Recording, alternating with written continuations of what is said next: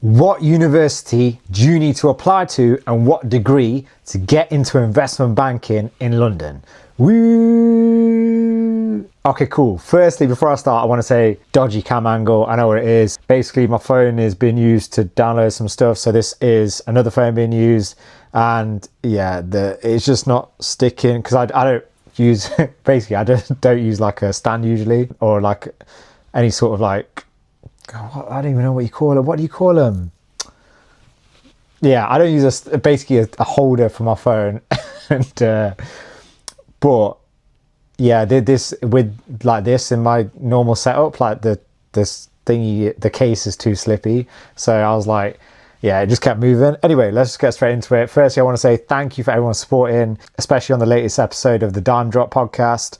Got that coming every 2 weeks, loads of different guests, so please sub to that. Also, please rate it on Spotify and Apple Podcasts if you can, and please subscribe here as well. Subscribe to the channel, leave comments what you want to see, and also yeah, comment and all that good stuff.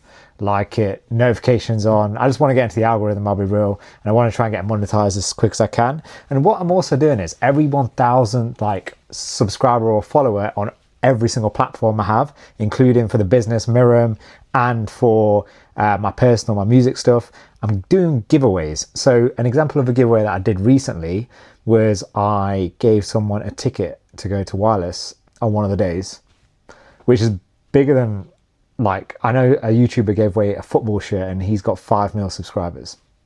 Just to put it into perspective, and I'm going to be doing this at every single interval. So every 1,000th subscriber on here, I'll be giving something away, and for all the followers and stuff everywhere else. But yeah, go check out the TikTok I did on that recently. It's pinned to my TikTok page. Anyway, let's get straight into this video. I've had a lot of people, and I've started doing a series because Suits of Ecom gave me the idea. So shout out to Suits of Ecom, absolute goat, in terms of ranking people's university and courses to try and get into investment banking in London. Now, it's not the be all and end all, but it will have some sort of bearing on it. I'm not going to lie to you. One thing I will say is that banks have said more recently that they're trying to go away from like traditional targets and semi-targets, and they're trying to make it more holistic. And yeah, I'll be real, I don't know how real that is, whether in the background they're still doing the target and stuff. I'm assuming so, but I think they're just trying to be more woke, I'll be real. But yeah, let's just get straight into it. So the first ones I want to discuss are the target universities. What are target universities? These are typically universities that are targeted by larger investment banks and smaller ones as well, and elite M&A houses and stuff, by them in order to recruit graduates. So in London, for London IB, not in London, in the UK for London IB, you have Oxford, Cambridge, LSE, UCL, Imperial and Warwick. Only one of those outside of London, that's Warwick. Well, Cambridge and Oxford are as well, but yeah, but like, in terms of like really outside of London. And typically the advantages you get from a target, not just obviously the recruiters looking specifically for your universities. The other thing is there also, banks will host more events there, and they'll have some sort of connections, specific banks will, with those type of unis. And so it's really worth getting in touch with your finance societies and stuff to understand when they're going to be coming over, because not every university has this privilege. So that is one massive reason in order to go to these universities. Now, people always ask me, oh, can you rank the targets? And it's quite hard to rank the targets, but I think generally speaking, people usually rank Oxford and Cambridge and LSE slightly higher than UCL, Imperial and Warwick. Some person, I don't know who it was, said that Warwick was seen as a semi-target. I don't believe that. From my point of view, it's a target. So there are 6 target schools in the UK. This is for undergrad, by the way. I will do maybe a separate video on masters, how that works. But yeah, for undergrad studies, these are your 6 main targets. And the thing I want to say is that, so when I've been doing these ratings, a lot of people are like, oh my God, like you only gave this like a 9 out of 10. What's a 10 out of 10? Nothing is ever going to be a 10 out of 10. And I don't think I've actually given 9. I think 8.5 is the highest I've given. I mean, anyway, the reason is because 10 out of 10 to me guarantees you a job. All I'm doing is saying, like, if I give it like an 8.5 out of 10 or whatever, that means that if you have a solid application, you should be able to at least get round, like through like to an interview round or something. Just by having this, then it's all on you. Like, they're not just going to hire you just because you've got like a degree from one of these 6 unis. Do you know what I mean? So I find it crazy when people think that. Anyway, so yeah, they're the 6 target universities. And like I've said, a lot of banks about 10 years ago and stuff, when I was applying, like they would only heavily recruit from these universities. Now, in terms of what subject you do, I always say uni over course. So I'm just gonna start with these targets, right? I know, like I personally know people who, someone did classics at Oxford, another person did geography at Cambridge. These people went on to go into investment banking straight from university. That's not saying it's definitely going to work and that they knew nothing about finance, because that's untrue. But it's always uni over course. I had someone ask me fairly recently, maybe like a couple of months ago actually, they said, oh, I'm not doing a finance degree. Will they go basically like easy on me in an interview because they know that I've not got that background? No, they're going to expect you to know exactly the same stuff. You can't just go into a job being like, oh my God, like, I didn't do it at undergrad, so they'll go easy on me. When you get into the job, they're not going to just give you less work, pay you the same, but give you like easier work to do, are they? It makes no sense to me, that would. But anyway, just to let you know, no, they won't get easy on you. These people who did like classics and geography, they obviously knew a lot about investment banking and how to model and things like that outside. So you have to show that in certain ways. And I have a separate video on that where I've talked, like, it's like got secrets in the thumbnail. Go check that out, because what I've done there is extra things that you can do in order to really stand out. Because I'll be real, like a lot of people are going to these universities in order to try and get into investment banking. So you need to now try to think how you can stand out. Now, let's head over to the semi-targets. So genuinely, I actually hate talking about semi-target universities because this is quite a murky water compared to target universities. Target universities are almost definitive in which ones they are, but with semi-targets, there's so many lists you'll find online, like this one isn't, this one is, this one isn't. So what I'm going to do is I'm going to give you the ones that most frequently show up in these lists as semi-targets, and then I'll give you a few that I know people will probably put as a semi-target from, and I know some people who might have been able to get jobs from there.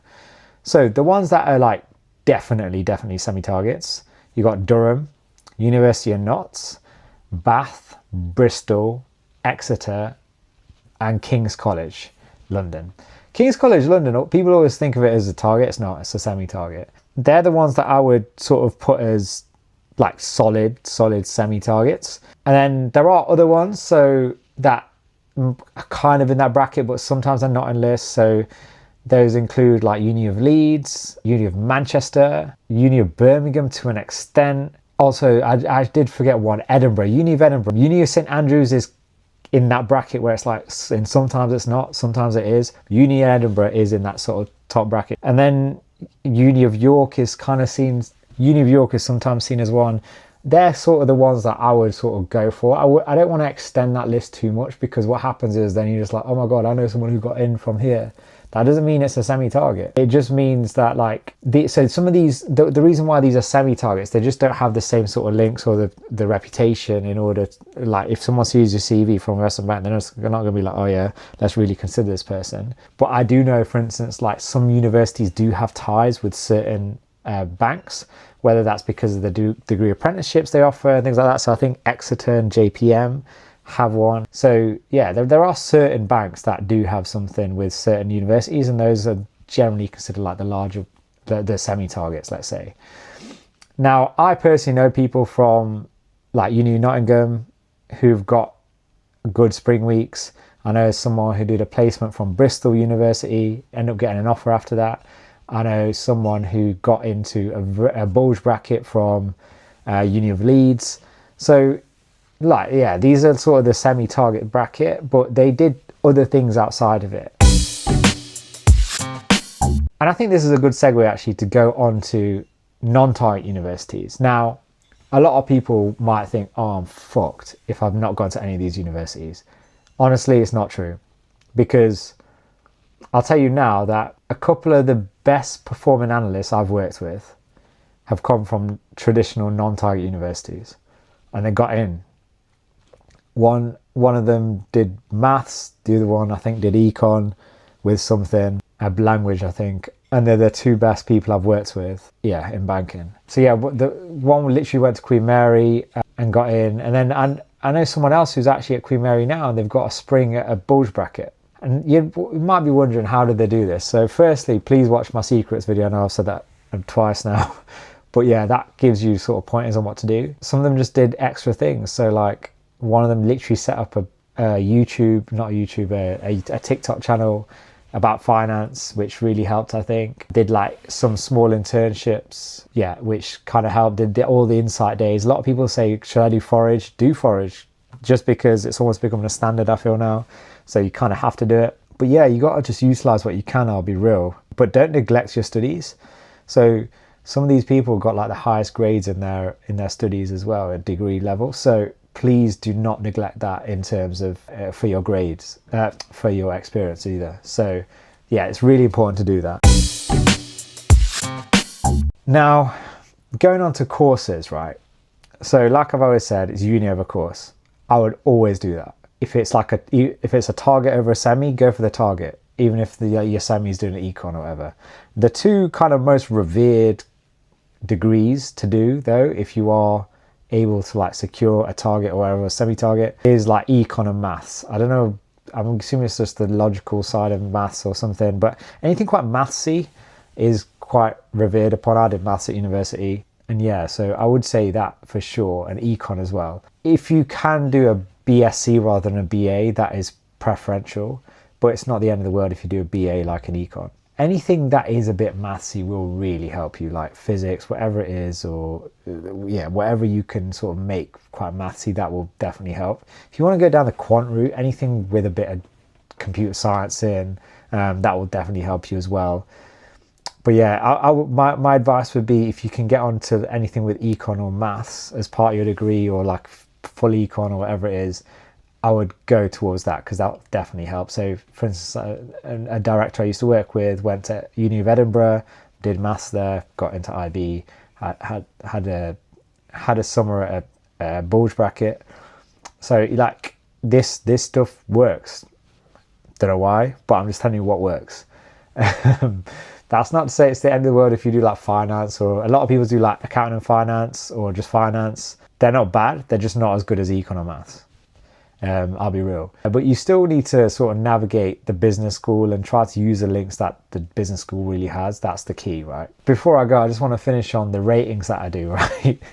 A lot of people have got onto me for the ratings. So the way I kind of have it in my head is like, first of all, it's the uni, like I say, uni always first, and then it's the course. The course maximum will give it a 0.5 to 1 mark, but the rest of it is built on the reputation of the uni for me. Like I've said though, I know people who've literally gone to non-targets and just done things outside of the norm and got into investment banking. So again, it just comes down to how badly you want this, because I genuinely believe a lot of people, like, you can get to a lot of places if you just want it that bad. The job markets are getting worse, although they are starting to pick up again a little bit in banking. So hopefully if IPO markets, for instance, open later this year, then next year there might be some more boom and yeah, more M&A happening and things like that.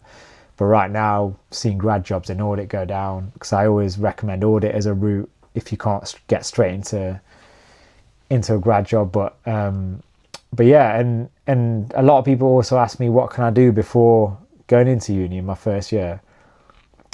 Please check out the video I did a couple of weeks ago. Hopefully that'll help. Main thing is just to try and get onto some spring weeks as early as you can. Do not leave it last minute. I know it sounds shit, but that's the way it is, unfortunately. Anyway, we're going to leave it there for today. As I said, please subscribe, like, share, comment, all that good stuff. Notification bells on. Please follow Dime Drop, DIME space DROPP on all platforms. So we're on Apple Podcasts, we're on Spotify, everything. That's every 2 weeks on a Friday I drop that. Just trying to bring loads of different people onto there to share their stories from different career paths. Not just going to be finance. I'm a musician and I'm a co-founder, so for me, I will be delving into them kind of things a lot as well. But obviously I will have some finance people as well. So please clock in, and yeah, just recommend it to people. And if you want to support me as well, as I said, go follow me on everything. And if you're around London, go book a Miram as well. That's the themiram.co.uk. Anyway, peace.